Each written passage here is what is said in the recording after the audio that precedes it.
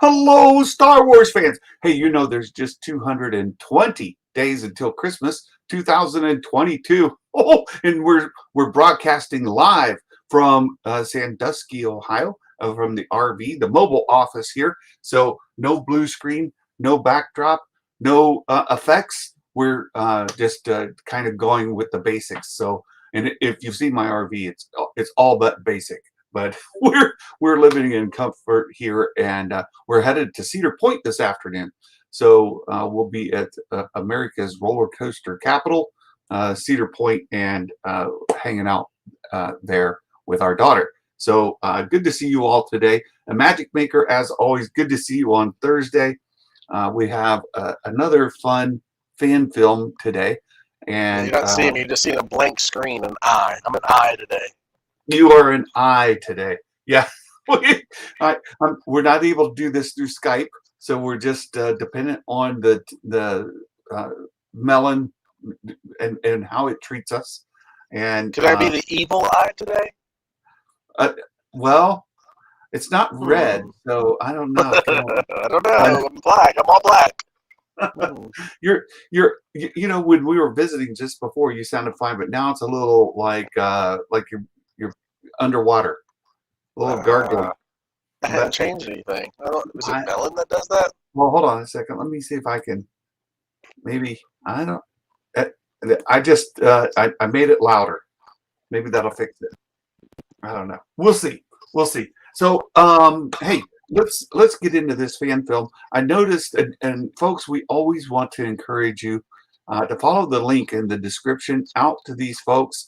They only have 47 subscribers, like less than 50, and it's a crying shame. These folks, they need more subscribers.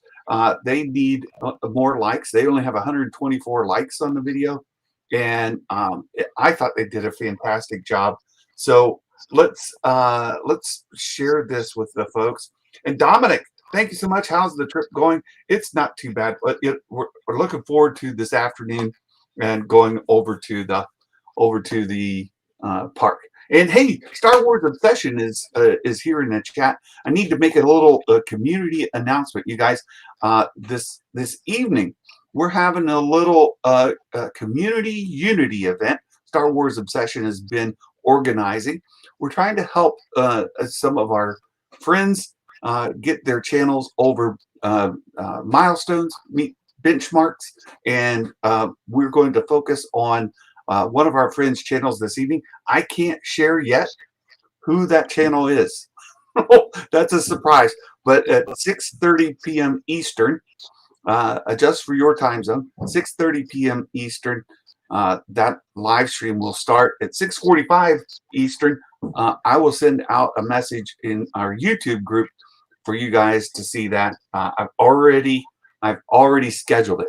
So it's on the scheduler. I'll be over at the park.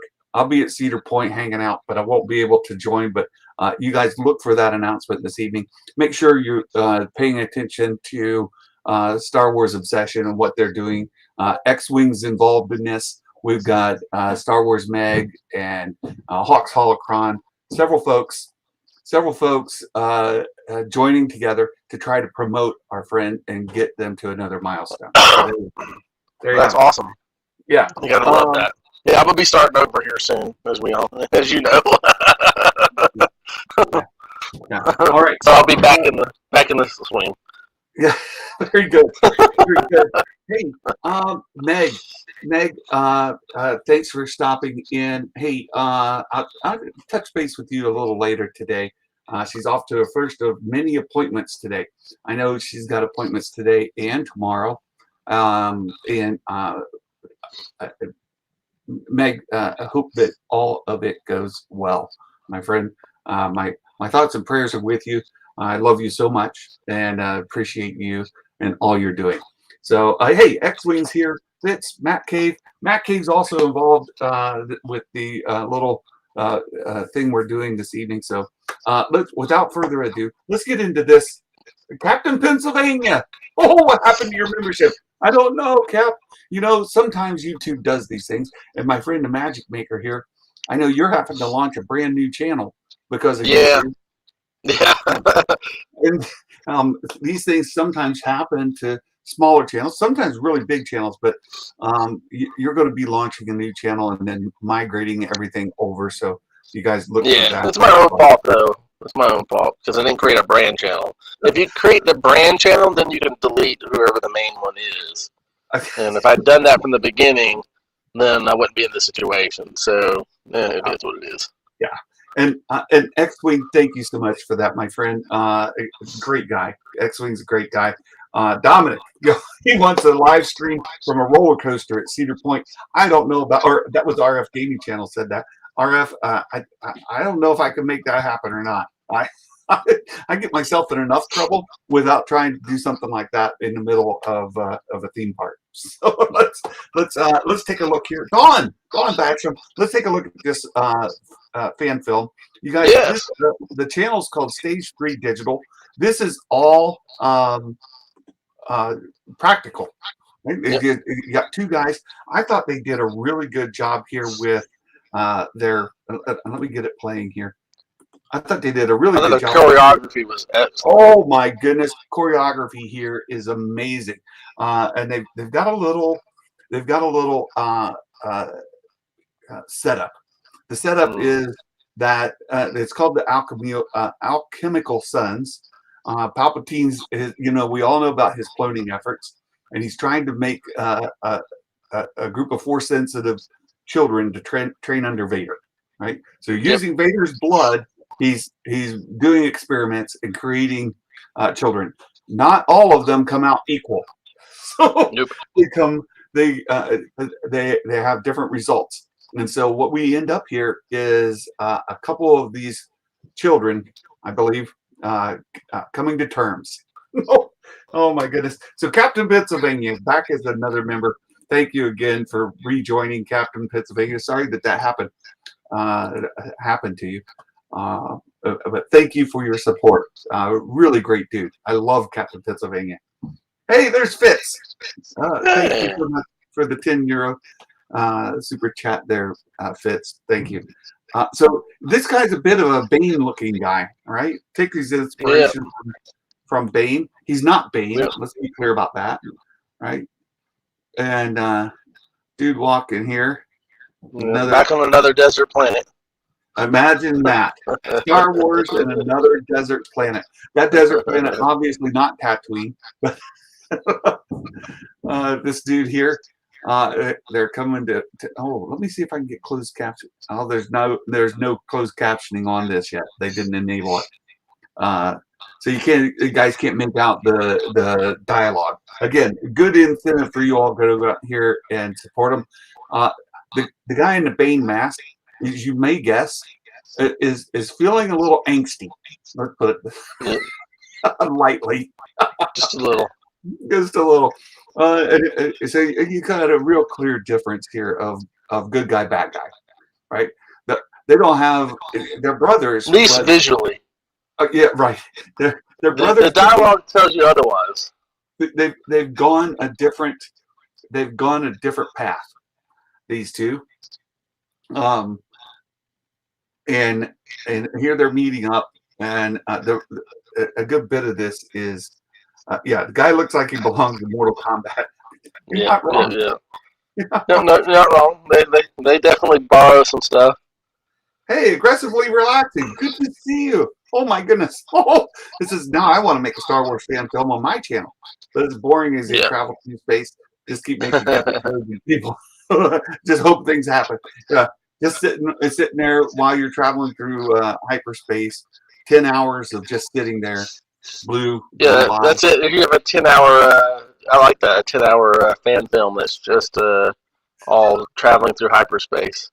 Yeah, just got the sitting in front of the window. Yeah. Are we there yet? That's what we need. You need somebody in the back seat. Are we there yet? Are we there yet?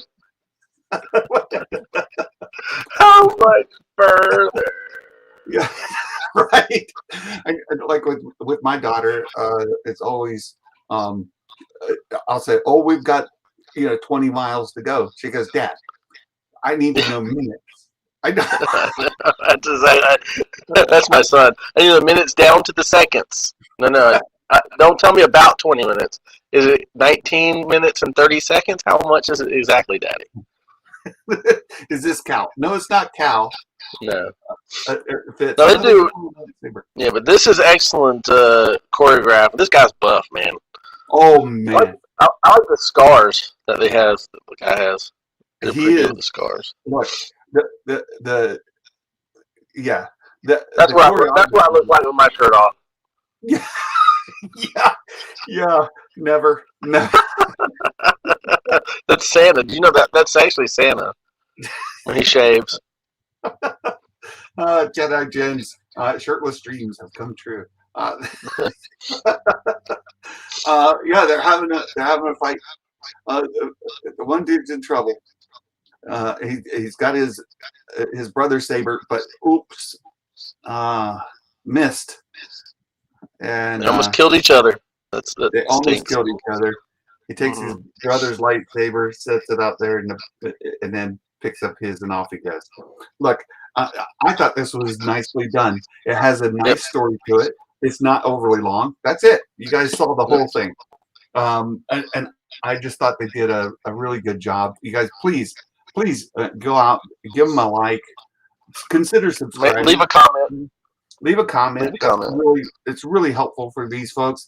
And as I said, they've only got 47 subscribers. They're not even at 50. Wouldn't it be great if here in the next few minutes we got them at least over 50? If we could get them 3 more subscribers, that would be awesome, you guys. That would just be fantastic, and I'd really appreciate it. So that was Alchemical Sons. So you guys be sure to check them out. Do all those things for them. That'd be great. All right. So Imagic Maker. There's been a big Vanity Fair articles coming out this week. I think a couple months ago we all got those variety articles that were spanned out over several days, and lots of content in there. This week it's all about Vanity Fair. Yeah, I don't think those are very important articles. They're just little filler before Kenobi. Oh, they're really good. No, these are really good. There was the big one. I'll put it that way. And now there's been several others spun from those that kind of dig into some of that detail, right? Yeah. So the first one here that folks were talking about is this Favreau. Favreau's talking about Boba Fett, the book of Boba Fett, and they're talking about Filoni too. It's both. Yeah, and Filoni's in here as well, and Anthony Breznican is interviewing them. And it's really a pretty good article, and I'm sure many folks have already seen it by this point. We're not going to read it line by line. You can find this article. Let me do. No, we're going to just read every other line. No, this it's a couple. It's been out there for more than a day, but this is it talks about in this opening paragraph. I think really is. Look, this is a really well written article. The opening paragraph sets it up perfectly, gives you a bit of a taste of it, and then the article expands on it, and then it's like the writing style here is really well done. This is there's an old maxim that says, "Never meet your heroes." It may also apply to villains, right? So, really, that's the biggest takeaway: is that people have built an idea of Boba Fett over the years, through the movies, through the Clone Wars animated series, and through the expanded universe, now labeled Legends, right? So people have an idea of Boba Fett. They have a concept of Boba Fett. And because of the mystery, and one of the things that you can see in that documentary that's now on Disney Plus about Boba Fett is the mystery behind him made him more intriguing, and sometimes opening the door and shining a light in there can take away some of the mystery and reveal the inside that aren't as exciting as maybe you thought they were going to be. And that's my setup. What you've read the article? No, yeah, I've read the article. So what? Yes, I read the article. The only one I had trouble with was the Kennedy one. I told you that. Yeah. No, I'll do this. Look, they weren't here before Imagic Maker. Y'all should all know our conversations that happened prior to us coming on. If you don't, you're missing out, because that's when the best stuff happens. Before and after. Before and after. Yeah, you get the middle boring parts. So this was a question for their benefit, not yours, Imagic Maker, or mine. You read the article. What are your thoughts of it? So I think it's a bit of a deflection, to be honest with you. Why do you say that? Because I personally don't think that the complaint about the Book of Boba Fett is, oh, they didn't make Boba Fett, as badass as I thought he should have been, or that he was that I don't like him going to being the crime boss or whatever I want respect. I don't think that's the complaint. I actually think the complaint is actually the storytelling and the way that everything was portrayed. So like we're okay with him changing over 5 years with the Sand People. We just want it made it obvious that it's 5 years. Because like what happened was he really didn't change, and the kid never got older, and all the things that would have indicated that it was 5 years didn't happen. And so then we're like, oh, 5 years have passed? Oh wow, I didn't know that. Well, you make a good point. I've been watching the coverage of it, and Star Wars Meg, her video today, she covered some of it. I thought she was spot on. And my friend Jason Ward over at MakingStarWars.net, they were talking about it, and he and Rob were kind of going back and forth on it a bit, and a little disagreement on their take. But I thought Jason made a really good point that they didn't earn it. And that's sort of what I hear you're saying as well. Like, no, that's exactly what it is. It's part of the storytelling. It's like, hey, this is the same complaint you have about Luke. It's not that Luke can't become, hopeless. It's that your setup for how he becomes hopeless has to be realistic. And so, like I said with right there. Right. So we've talked about this with the Last Jedi, for example. It's not that you have a depressed, Luke on an island that wants to be left alone. It's that the setup should have been that Luke believes in Kylo to make the right decision in the way that he believed his father would eventually make the right decision. We've already seen that he was willing to invest his own life for the chance of his father to make the right decision. And he did, so he was rewarded for that. So that's a flaw. That becomes the flaw for Luke in the future, that he believes in people. And so when Ben is given the opportunity to do the same thing, and that fails for Luke, then he's at a loss, because the things that he's based his whole philosophy on, that if you give people a chance, they will make the right decision, bends back on Luke, and that makes him say, well, now I'm a failure.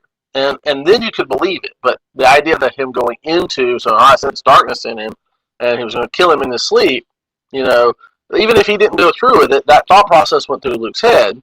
And so, we go, that's not believable. That's not the Luke we know. And so what happens is we have a situation where it appears that the Luke that we grew up with is not what we got, so we don't believe the progress to where he's at. The same thing is true with Boba Fett here, is that we have a vision of where he's at, and Favreau actually pings on it right on the bat. He says, this is who I saw him at. Let me interrupt you for just 1 second. Can you check your audio, make sure you have the echo cancellation turned on? And then please continue with your thought. But they're hearing an echo, and if you could check that, that'd be great. Give me a second. It's on. Okay, I have mine on as well. I have turn it off? No. I have my speaker on. You have your speaker on, and Melon's not keeping up with our echo cancellation. So, okay. Sorry about that, folks. I do want to answer. I want you to get back to your point. There's a quick question here that's sort of off topic. How much of Vader? How much of Vader are we going to see? We're going to see a good amount of Vader. In fact, I was asked the question: are we going to see more Vader or more Reva? And at this point, just from reading all the leaks and the details, it's going to be close. Maybe more. Oh, it's only when I talk. Okay, when I talk, they can hear me echoing in your speaker. So that's weird. Okay, but you might get more Vader, especially if you count the Anakin flashback scene. I think it's going to be that way. All right. So anyway, you were telling us about Boba Fett and this part about earning it, right? You have to kind of earn the setup or have a good setup. Emotional Evolution asks the question: do you have to have the setup to make a good story? The setup helps, especially if you want to move them to a different era of their lives. And I think that's what Jason was saying as well, is that it's fine you want Boba Fett to be later in his life, right? He's become the boss, but you haven't given us that setup. We haven't really built the foundation there. And then you end up with that dissonance, right? The dissonance of fans of saying, well, wait, he's not the same guy we had before. How did we get here? You're trying to tell a story, but I'm not yet on the same wavelength as you. You need to help me get there. Yeah, bingo.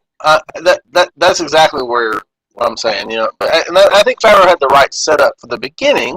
I'm not saying he didn't. I think he had the mentality of who Boba Fett was originally.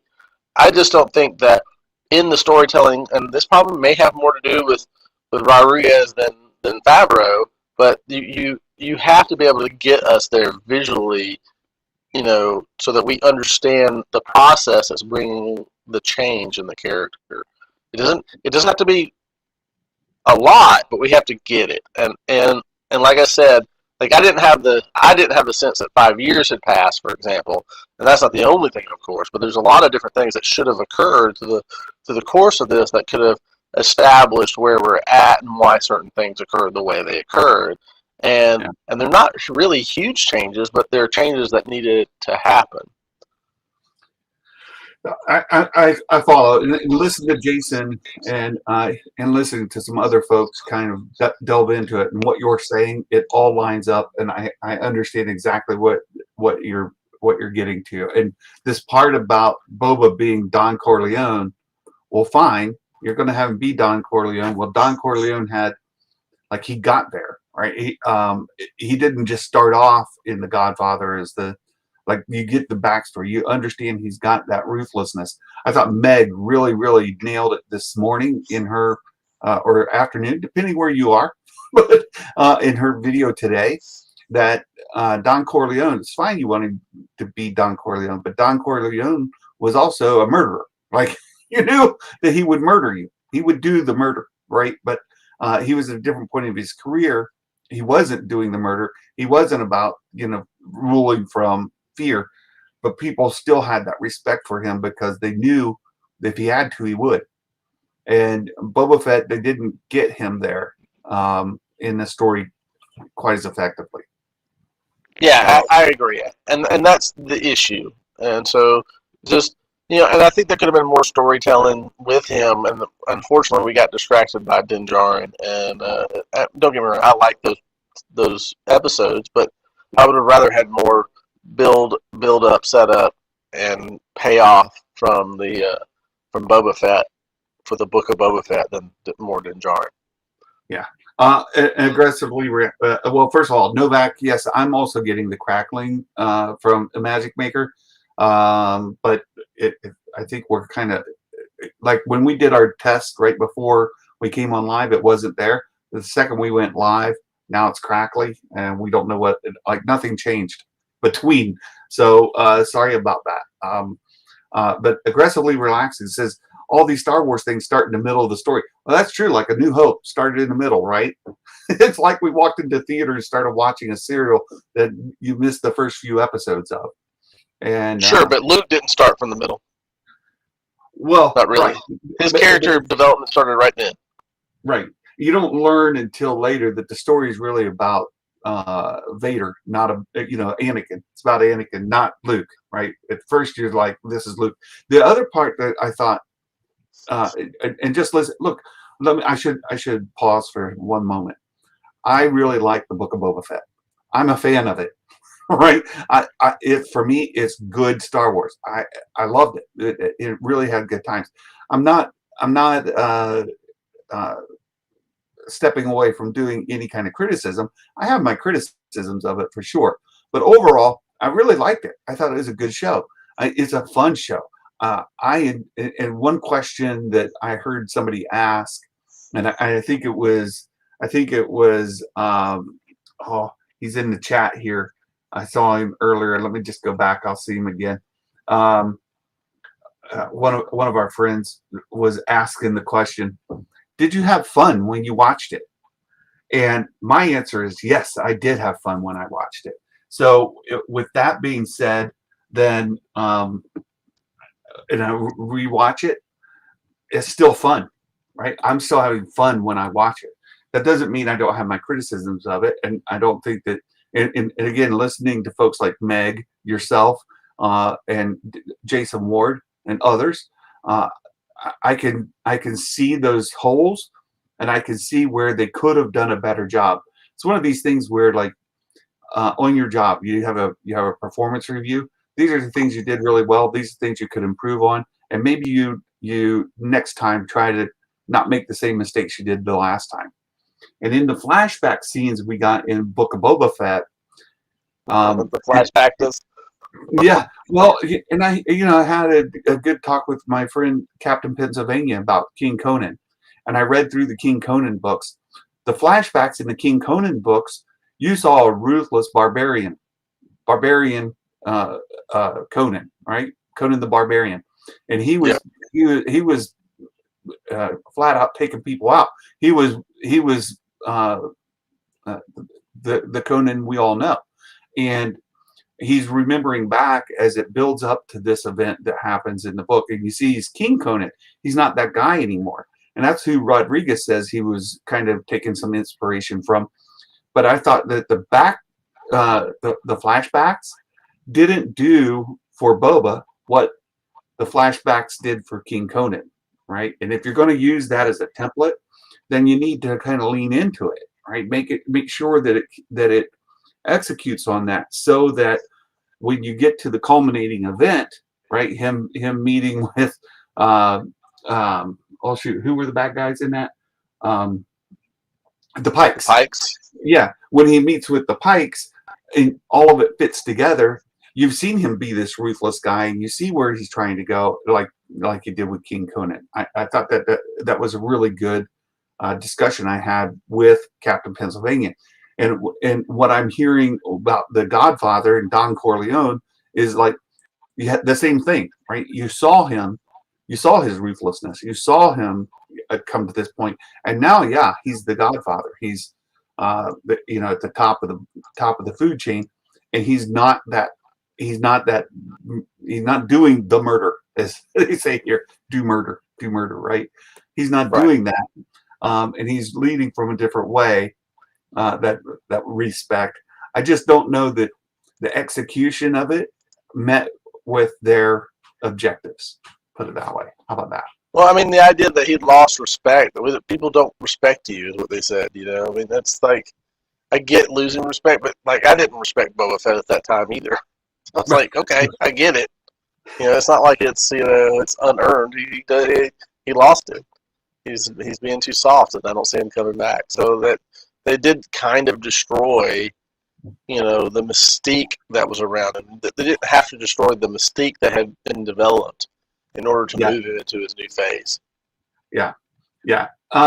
So I want to get to the Kathleen Kennedy article as well. There was a couple of other things in here, and I know you and I'm just getting caught up with the chat here. Let me just see if there's anything else I need to touch base on. You guys are great in the chat. Oh, I went way too far back in the history. Here we go. Now I'm caught up. The only trilogy to start from the beginning was the prequels. Yeah, it's true. Um, episode 2 is the best Boba. Yeah. Well, I think the best Boba is actually in season 2 of The Mandalorian. Yeah. I'll throw that out there. Let's see. I'm still kind of shocked that Boba Fett and Din Djarin are about the same age. What you think about that? Hey, aggressively. Within a year or two of each other. It was awesome. Everyone who says it's still planning to work. Very funny. Boba's problem is it was rushed out. Perhaps. Matt, sounds like the song they once wrote, looking for Boba in all the wrong places. That's good stuff. Thank you for that, Jedi Mike. And that's on our. I did some Discord only live streams. I did that with Captain Pennsylvania for Discord, not Discord for Patreon only live stream. And those links are you can find them in Discord. You can find them in Patreon as well as in the history here. They're not published. They're for our Patreons and our members. So they're members only live streams. So there we go. There were a couple of discussions about Boba Fett, and I think we're primarily in agreement here. Going back to the original trilogy, and it's where I think let me get to that where Filoni was even talking about it. You go back to the original. Here it is. Here it is. It says Filoni, who got his start at Lucasfilm, created Clone Wars with Lucas, agrees fans buy into the myth of Boba Fett rather, except he was often more clever than he was combative. Right, like he was not Boba the Barbarian. Right, he was Boba Fett, the Private Eye. That's what I call him. Because I mean, I don't think that's necessarily untrue. I mean, so here's the thing. I think we all recognize that he was good. He was a good hunter. And we're not saying that. I mean, we assume that he was really good, of course, taking down his targets.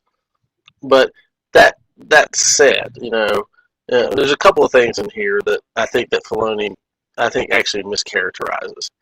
Let me read this real quick, and then I'll let you finish your thought.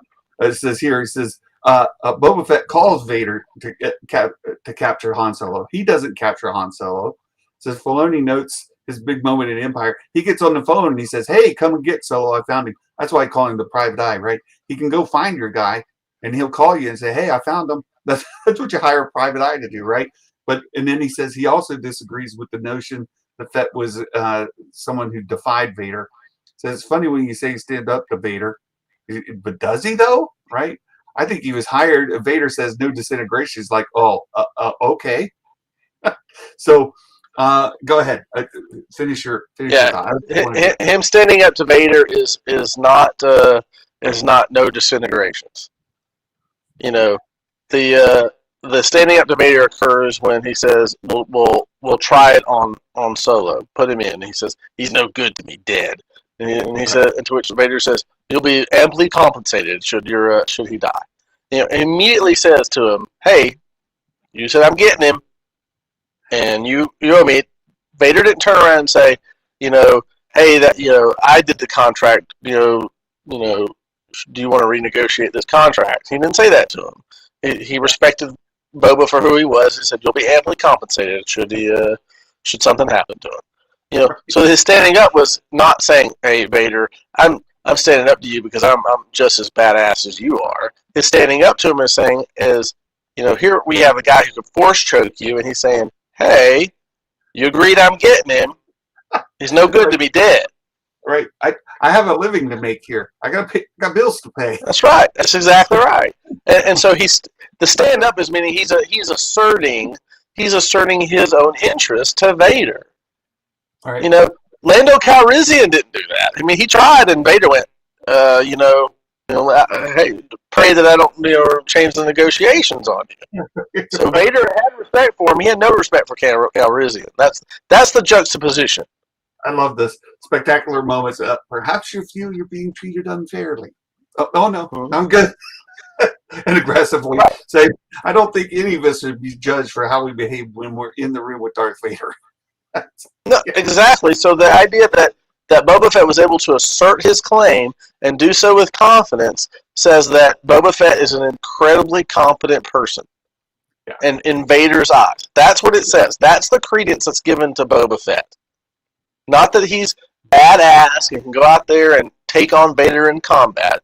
That's not the assertion. The assertion is, in Vader's eyes, is Boba Fett competent? And the answer to that is undoubtedly yes. Well, he's a good PI anyway. Mm-hmm. He's a decent PI. You know, you need somebody found, call Boba Fett.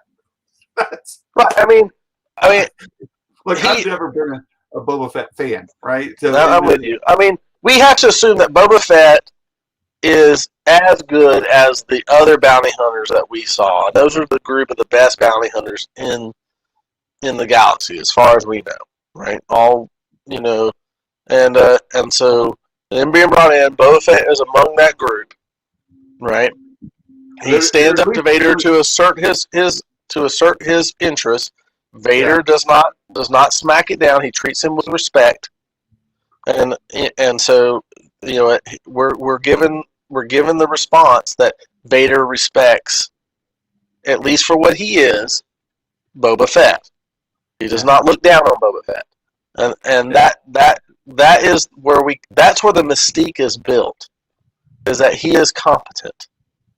All right, and so and then the idea that people, I get it. People don't like this. They wanted to see a big fight because he was perceived as competent by Vader. So then we're in Return of the Jedi, and he goes out like a punk, slammed up against the sail barge, and slides down into the Sarlacc, right? And so, but the thing is that this is one of those things where the Force works in mysterious ways. It's like it is no different than what we see in Rogue One, where Chirrut Imwe walks out in the middle of a firefight and he doesn't get hit. No, I'm one with the Force, and the Force is with me, and that this is the Force working in mysterious ways. Well, again, one point or plot armor, however you want to look at it. Well, there is plot armor, of course.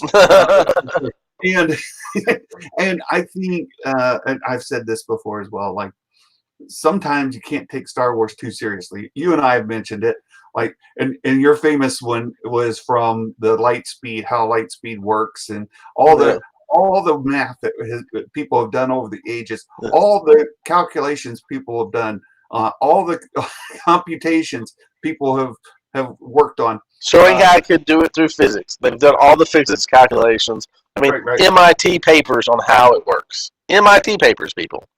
And then you go right in and you go, well, throw physics out the window. Yeah. So like that second season of Mandalorian, when the ship's really damaged and he can't go into hyperspace and he's got to take the frog lady to her husband. And you look at the distance traveled and they get there and you're just like, oh, okay. None of that matters. That was your reaction. For anybody who wouldn't hear Magic Maker, that's when you just took all those papers, you threw them in the air and just let them flutter to the ground, right? That's right. That's exactly right. I was like, well. So sometimes with Star Wars, you just have to do that, right? That's true. It's the way the show's always been, and the more we try to lock it down really tight, the more we realize it's not. The other example that I always give, and I thought that Alex over at Star Wars Explained did a really good job, is this is a galaxy far away, far away, a long time ago, and that these are stories that are being told to us down through history. And with stories, sometimes the details get changed with the storyteller. And we've always been under the assumption that it's R2-D2 who's transmitting these down to us. It started with it's the story of the Wills, right? That what Lucas talked about, or it's the Journal of the Wills, and we're getting these stories through that. And then it kind of evolved to be R2-D2. And now it's just like, okay, we've got multiple storytellers who have given us these stories. And sometimes they say that it was a green lightsaber. Sometimes they say it was a blue one. The point is they had a lightsaber, right? Whether it was green or blue may not make it. Could have been E.T. Yeah. Yeah. Oh, yeah, that's true. R2. Could have been ET. That too. So Maybe the prequels are told by ET, and the original trilogy is told by R2. Maybe that's why they're different. Could be. And Leia Rose, I love you so much. She a good friend of ours and of X-Wing, and this is an X-Wing troll. When we saw X-Wing in the chat earlier, and we love to go on to X-Wing's live streams and super chat him or just put it in the text and get him to read. May she has Ray Palpatine. She said, "May Ray Palpatine Skywalker live forever." So that's an X-Wing troll. Just for anybody that doesn't have the full context, if you see X-Wing, all you need to do is tell him how much you love Ray Palpatine Skywalker and how much joy she brings to your life, and it makes X-Wings just throw up in his mouth just a little bit. It's good fun. It's good fun. Hey, but it automatically puts you on the good list for Santa. So it does absolutely. Yeah. I love Ray. So, anything else before we move on to the Kathleen Kennedy article? I do want to talk about that. Yeah, I was just wanting to talk about how I think it was mischaracterized by Filoni. I mean, I honestly think it's a lot of deflection by both Favreau and Filoni in that article. I mean, that's the only thing I'm saying. I think they recognize its flaws, and they're trying to put as best a spin on it as possible. And I actually don't like, as much as I like Favreau and Filoni, I don't like the idea of them kind of spinning it against fans that happened to critique it. And I mean, I enjoyed it for what it was. I'm not saying it was the worst Star Wars I'd ever seen. It's just that I think that with a little bit of care and a little bit of reworking and thought process, it could have been a much better series. And I think I'm not saying it's been perfect, but the complaints could have definitely been less. Yeah, I will say that look, it looks like Lucasfilm is learning as they go, right? It's on the job training, and they're learning. They're making, and I'm encouraged that they are learning these lessons. But one thing I hope that they learn from this is that your lead up, the PR, the publicity, right? Your public relations, all of that need to be setting the show up to succeed, right? So when you come out and say that this show is all killer, no filler, you set expectations for a certain type of show, right? Yeah. You're not giving details. Yeah, I agree with you. I mean, I think the only thing I would say is, hey, this is what we were trying for. I understand that, maybe some people think that, and again, this is not them writing it, so it could be that the author of this article thinks that really those Star Wars fans that are complaining are wrong, and so he's taking the quotes to set that up, and we don't know that Filoni and Favreau on the other side saying, I kind of get why they're upset, but this is what we were trying to do, and even if we may have failed, but we hope that it'll give us some leeway and give us some credit that we tried this, and that we will take your criticisms and try to do better in the future. That might have been in the interview that we just didn't get the full transcript for. So the article doesn't give us that. So I think we do have to give Favreau and Filoni some credit, some benefit of the doubt from that aspect. But I will say this article does not, in my opinion, paint them in a favorable light. Well, I want to kind of blend into what I was saying before as well. Like, they need to do a better job of setting up the show. If they lean more into The Godfather, like we're trying to set him up to be a Corleone kind of idea, right? A Corleone. You want to get that set up. Had they kind of give us more hints along that way and kind of set it up that way, you at least in your mind, like some of this discussion in here, like this whole bit about he's more Corleone than the other guy. What's his name? I mean, like I'll say this: the tone of the series did not match the tone of what was set at the end of season 2 when he went and shot Bib Fortuna in the face. Right. Well, that's what I was saying.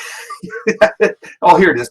Yeah, more like Sonny Corleone than Michael Corleone, Yeah. right? Like Right. he's saying, had they come out with this sort of ahead of time, like this whole bit, this paragraph, had this been in some interview leading up to the Book of Boba Fett, Right. people I think would have couched it a little differently, and then you would have. So I think you're right. Like when you go back and you look at it with this in mind, and you rewatch it again, it's Star Wars. Have fun, right, folks? Have fun with it. If you're not having fun with it, then turn on something else. but No, have absolutely. fun with it. And if you look at it from this perspective, does it add more enjoyment to you? Can you look at it in a different light? Maybe take something, glean something out of it, more like Favreau and Filoni were shooting for, Yeah. and Rodriguez, and then you can still be critical. You can still say, No, "Oh, don't think I that's think I think to say that this something can be better is not to say that something isn't good. It's not the same thing. Leia, You know? I did not know this. So yeah, X-Wing has a gaming channel called Stash Rendar. It's hilarious, but I like it. He said he admitted that Rey Palpatine Skywalker is Stash's girlfriend. Oh, I love that, Leia. Thank you for sharing that. So you sound like you're in a trailer. I am in a trailer. My word. So let's get to this. And I'm on the moon. I'm on the moon. So if you, True, you know, true. So that's just in my head. This also came out yesterday, the 18th. Oh, I want to make a note here. I meant to do it at the very top of the show. Today is my younger brother's birthday, May 19th. Happy birthday, Brent. I know you don't watch the show. You don't care. But happy birthday to my brother, Brent. So Happy birthday. yeah. So Star Wars Forever, how Kathleen Kennedy is expanding the galaxy. I thought Josh Lucas of Den of Nerds did a wonderful job today of walking all the way through this article. He read all the questions, all the answers, and had a very, very good discussion of it. I don't agree with Josh on all of his points through there, but he did a wonderful job today. You guys make sure you check that out because he really did break it down well. We don't have time to do it here. Sheev, hello, Vader's Lair. Good to see you here in the house. But there are some takeaways from this that I thought were really good. Again, you read this. What are your impressions? Again, like I said, I always give. I mean, I've learned over the course of the years to give umbrage to Kathleen Kennedy in the course of her statements. I don't take everything she states as exact. So I think she talks in very much a big paintbrush kind of thing. So Yeah. that's kind of my takeaway with her.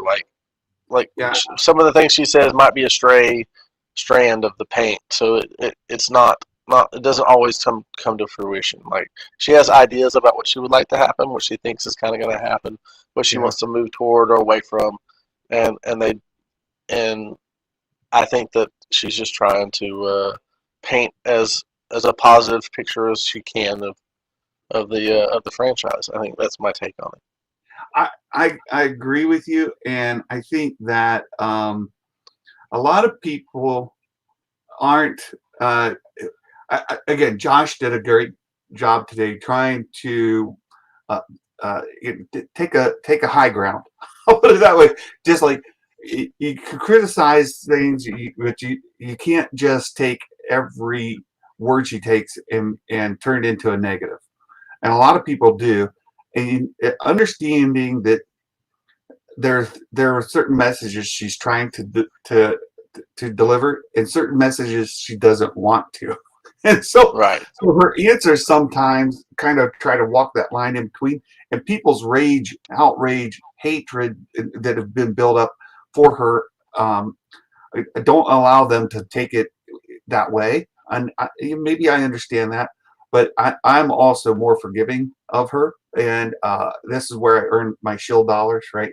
I look Well, here. I guess I'm a shield too, since I just said I give her leeway that I wouldn't. I mean, I've just learned to. Yeah. You know, I mean, I was pissed off at her, in the very beginning, but now I'm just like, and I wanted her gone. But now I'm just like, yeah, Yeah, Kate's right here. She's a politician of the entertainment industry. That's true. Yeah. That's true. Yep. Yep. I agree. That's the way to put it. There were a couple points in here that she made that we'll just kind of go through these kind of quickly. Since theaters weren't open, what was the original hiatus? Was it because they knew that they weren't, or for something else? She reveals in here that Bob Iger was actually kind of visionary. They hadn't yet even decided the name of it was going to be Disney Plus, but he'd come up with the idea that, hey, we're going to start moving content to a streaming service. And he told the heads of his companies, start thinking like that, right? So he's telling Kathleen Kennedy, he's telling Feige, he's telling others, like, we're going to go this direction, start planning. And so that's Kennedy gives this response that this where she says that the first person she went to Favreau, and Favreau's response to that kind of direction, like they didn't have any ideas. Kennedy herself, the executive, they didn't have any plans, and so she went to Favreau and shared like, hey, Bob Iger has this idea. What do you think? And he says, yeah. Not only was he in for it, but he. Where is it here? Yeah, I don't know if you would have an interest in coming and working with us. He said, not only do I have an interest, I've got an idea. So really, I think, and I've said this as well, Jon Favreau does not get near the credit I think that he should. Disney Plus, having the subscribers it does, is directly attributable to this. Right? Look at this. This idea that Favreau had. Of course, you got to give credit to Kathleen Kennedy for approaching Favreau, for greenlighting it, for making it happen, all of that, putting him together with Filoni. She was integral to all of that. You can't just say she was on the sidelines and he did it by himself. But he had the idea. Not only did he have the idea for the show. I still think he stole the idea from me. Yeah, he was watching Reimagining Star Wars. He goes, you know what? That guy. No. I think he had a spy on Thor's channel, because I wrote The Mandalorian that summer of 2018. I don't know if you remember that. No, I don't. But I will say that the volume, that stagecraft, the Mandalorian, that really is the heart of Disney Plus, and everything else is growing Absolutely. out of it. So Favreau is right there, and good on her for bringing him in. So this was already covered in the other article before about all of the stuff with Grogu and so on. Let me see, where was it? Keep going. Past this, get past this. Baby Yoda. Yep, that was it before. So here, there was this little bit here of Favreau and Filoni were kind of, there was a tug of war going on. There was a bit of an argument going on. They were passionately kind of going, and she says, I imagine it gave you some pause. He says, but with John, he's very definitive, right? He knew what he wanted to do. And then Dave, they debated it quite ferociously. He says, somebody in your position, you look at the two guys debating, one was for and one was against. She says, not against. So Filoni wasn't against the idea of Grogu. He was cautious, very cautious, understanding that the Yoda species was something that Lucas wanted to remain mysterious. Mystery. Right. And so he didn't really want it to go that far. Jedi Jen brings something up here. Says KK isn't bad. She just doesn't understand Star Wars. I won't know that I'd say she doesn't understand Star Wars completely. She doesn't understand it as well as she does Indiana Jones. She says that directly in here. She's not as deep into it, and she does step on herself a couple times in this article. We'll touch base on those as well. But yeah, it's the Lucasfilm Civil War. It was John and Dave fighting about ferociously discussing Grogu.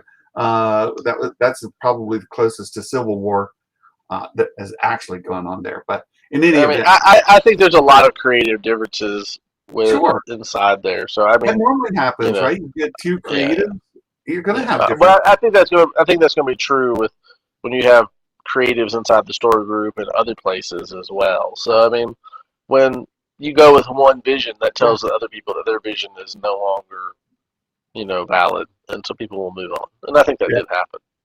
Yeah. That may have been the Civil War that people were talking about when one vision was chosen over the other. It's always going to happen. It's always going to happen. Mike, Joe Key Porter, wasn't Sheev excited about the article and Josh and others not happy? Well, I will say Josh went through the article today. He actually read the Vanity Fair article. He wasn't taking hits off Reddit. He wasn't just taking opinions from headlines.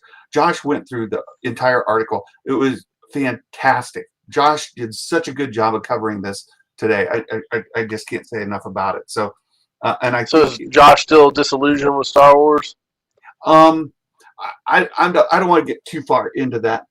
Josh is also an entertainer, and he puts on a show. So I'll just leave it there. I mean, the truth of it is that you do have to enjoy this. I mean, I do I expect perfection every time I watch Star Wars? I no longer do. But that started back in 99. Yeah. that didn't start with The Last Jedi. You're not wrong. You're not wrong. It started with the Carpet Bears for me. So here's the bit about Star Wars One Unified Story. It's an immense pressure. Like if a Batman film doesn't work, they can reboot it and have another Batman or Spider-Man. How many Spider-Man reboots do we have? Right? It's not the same. With Star Wars, you can't have reboots.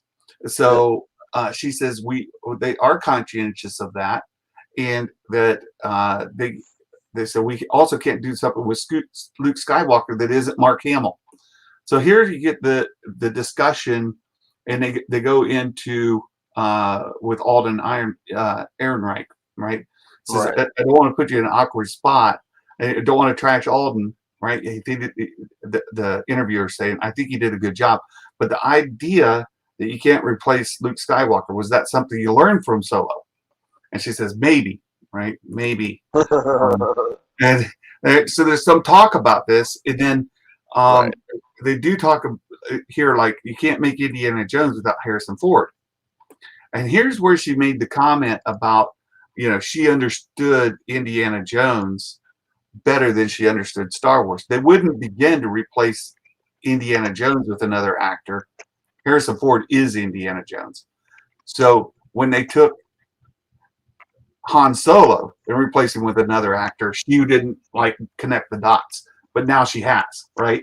Right. So that's what she's saying.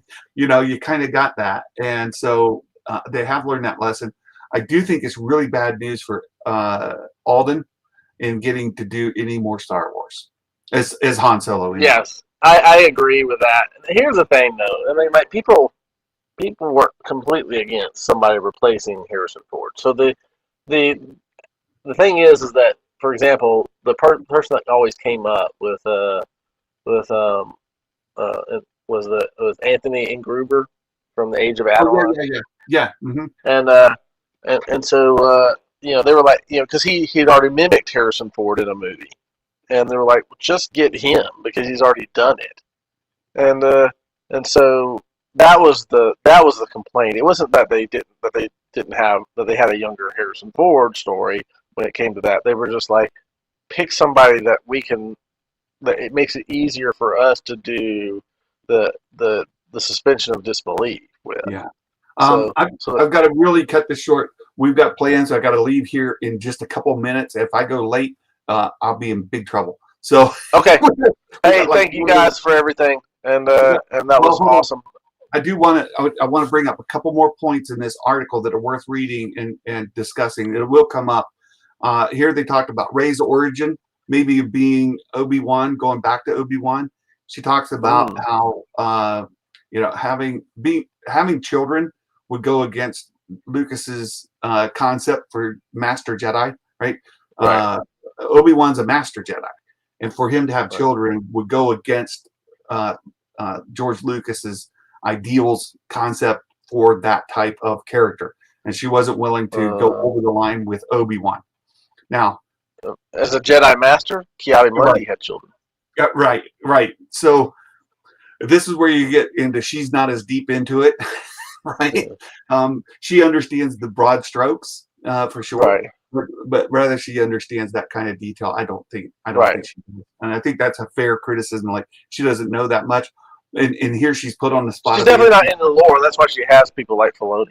Yeah, and she's saying that she she's put in a spot of answering a question she doesn't have the depth of knowledge to answer. She's addressing it at the broad stroke, which is fine. Right. No, absolutely. I mean, that's all she ever does, because that's all she knows. Yeah, exactly. And you just have to be fair with understanding what she's saying, because she says something else up here too.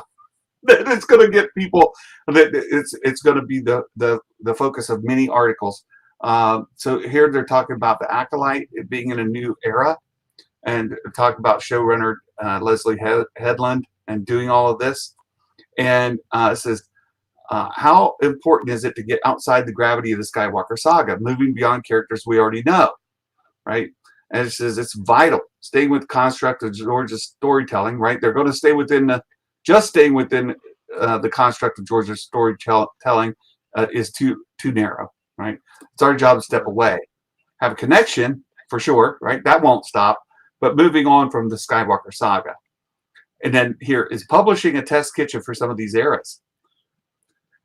Oh boy, Kathleen Kennedy. You know, this is where like, oh, and I agree with Josh 1,000%, because she says that's something we put about 5 years ago, right? It's the High Republic, because we don't have the benefit of just pulling a book off the shelf. Oh, Kathy. Kathy. Like, you can't say that. You can't say that that way. You do have the benefit of pulling books off the shelves. There's lots of them. Yes. But they're labeled legends. Now, could you pull a book off of the shelf and adapt it? Because and a misperception a lot of people have is that George Lucas was behind all of those books. It's not true. Not true. We won't go into the... I mean, there were concepts he liked and didn't like in there, and he stole what he liked from it, and what he left what he didn't like. Right. He didn't read through all those books and go through and pencil and, you know, mark through and say, don't say this and do say that. He wasn't directing traffic there at all. At all. That's right. But so just let it be.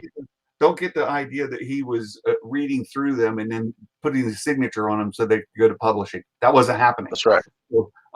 So understand that she means, I'm quite sure she's aware of legends existing, but in her mind, that's not, you know, canon material, and they have to. Yeah, that's not George's stuff, so it doesn't matter.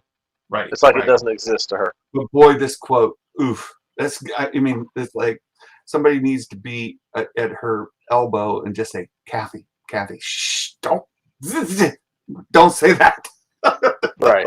Especially since Filoni loves legends and material, and he pulls a lot from that. Right. So she talks about VR here. She talks about some other things, you know, going forward. So really good article. And again, you guys check out Dinner Nerds Live from today. Josh did a great job. I disagree with some of his takes on a lot of it, but overall, I thought he did a brilliant job of covering the story. I thought he did a brilliant job of it. So kudos, Josh. When you do it right, I want to make sure to say so, because I've been really critical of Josh. I called him out by name, and I've talked about him in a very critical manner. But when he does it right, he does it really, really well. You gotta give him credit, right? Yeah, absolutely. Hey, can I comment on something that Beskar says? Yeah. So he says that you know, it's piss poor management. This is what I'll say about Kathleen. I actually don't think Kathleen Kennedy liked Star Wars that much, and I genuinely don't think she does. I'm not saying she wants to do bad by it, but I don't think she really enjoys it that much. I think she enjoys things like the, you know, Indiana Jones series and other stuff more so than Star Wars itself. And it's not that she doesn't see it as a vehicle for good storytelling for those people who do like it, but it's not her cup of tea, as it were. And so, you know, so she is trying to manage and do the best with something that is not exactly what that she really likes. So she's given a good property, and she wants to tell good stories, but it's not the genre of things that she really likes. So that's my take on Kathleen Kennedy with Star Wars. And I could be wrong, but that's my observation of it, which is why we have these disconnects. Yeah, I want to put the couch I look. When you say not something she likes, it's not something she dislikes. I'm not saying she hates it. I'm just saying it's not her cup of tea. It's not something that she would sit and read hours of. Yeah, she's not deep into the lore. She's somewhere else, right? It was just fine. Yeah. And she's not directly involved in writing and directing Star Wars. Right. And even if she was directly involved in writing and storytelling of franchises, this would not be a franchise that she would pick to do her storytelling or managing of. Yeah. It's she likes Star Wars for what it is. Like, it's fun to go and watch 1 or 2 times. It's not something that she doesn't obsess over it. She is what I would consider a common fan of Star Wars. She likes her little aspects of it, and that's it. And I think she loves it for what it is. She's certainly, wasn't accidental. George Lucas tapped her to take over Lucasfilm. I think that he thought she would do as best she could with the politics and the management of Lucasfilm. Yeah. And I think that included Star Wars, but other stuff too that George really likes. Sure, absolutely. I mean, Indiana Jones, Willow, go on. Mm-hmm. But ILM, right? I mean, Lucasfilm more than just that. So, and Skywalker Sound. I think George and Kathleen probably still have a very fine relationship. I don't think there's hatred there. He certainly didn't necessarily like everything that's happened under her leadership. He wouldn't have done. I think he blames Disney more than he blames Kathleen Kennedy. You never come out and say, "Well, Kathleen Kennedy, I thought Kathleen Kennedy was going to help me out," but no, he's like, Disney was white slavers. That's what he says. He's mad at Disney because I think Kennedy literally went back to George and went, "Hey, I would like to take your stuff, but they don't. They're telling me not to, and I think they're right." And so he's mad, because they're like, "You're supposed to side with me." And then he's like, "Well, I think they're right on this one, George." And he's like, and he's mad. So he blames them for you turned her against me. I gotta wrap it up. A couple things here at the end I do need to bring up, and thank you for this, Darren. You remind me as well.